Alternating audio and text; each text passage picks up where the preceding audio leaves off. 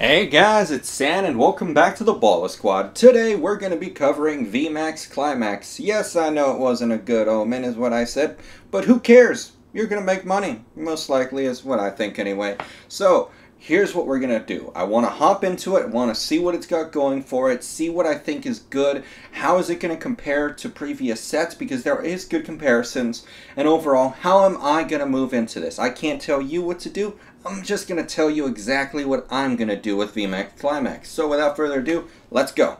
So, first and foremost, Vmax Climax, we got character rares, character super rares, and we got black and gold cards. Honestly, black and gold cards, I'm hoping they're staying here and replacing rainbow rares. I doubt it's going to happen, but hey, man can dream. So, beyond that, character rares, fantastic omen. I don't know if they're all going to pop up in one set. I highly doubt it because, America's been chopping up all these sets, throwing them in a bunch of promo boxes, so it's going to be an absolute mess when it actually comes to us.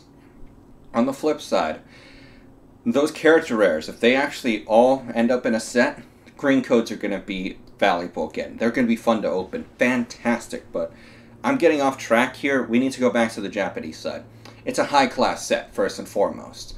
And secondly, it's a Japanese set. Japanese sets, by default, have a smaller print run than the English ones. That's just how it is. Smaller demographic, smaller demand. So obviously, you gotta accommodate the supply side of it.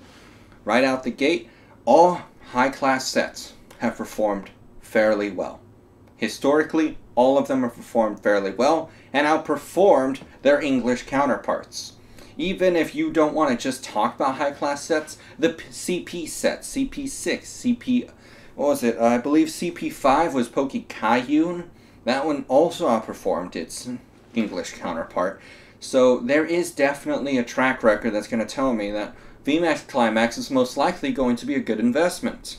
However, that being said, there's a big caveat I want to add in.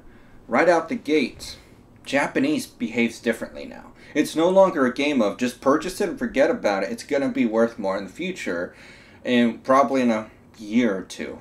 No. Now it's, okay, Japan actually reprints stuff.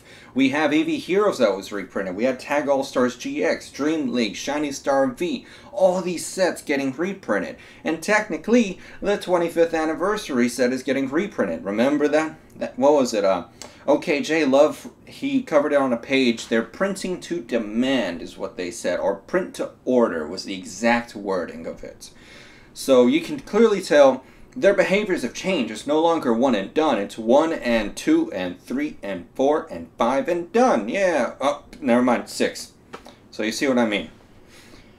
Knowing all that, I think it is not good to purchase in the first wave. Unless if you have this stupid low price of like 60 or 50 bucks, then maybe I can see the justification for purchasing some there. But the thing is, Tag All-Stars GX, another high-class set, or was it I think it was a high class. I can't remember anymore. That one went pretty low. It was $50 shipped. So you can tell the floor is not as high as we all think it is. We just got a little diluted from 2020 and 2021. Please don't let that happen. So, knowing all that, what am I going to do? I think Vmax Climax is the #1 set so far. You guys already saw my top 10 video. Clearly it's up there. I think it's better than AV Heroes. Hell, I think it's better than everything else right now. So knowing that, I'm going to wait. I'm going to wait maybe a year, maybe even 2 years before I purchase any of it. Just because I don't know how it's going to behave. Right now, Pokemon is in a consolidation phase.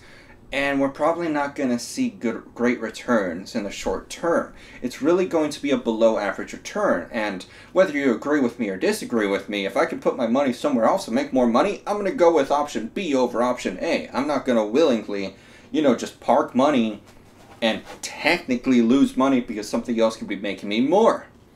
So, I'm going to go with that, see where the prices end up shaking out at that point in time, and then I'm going to park money into it.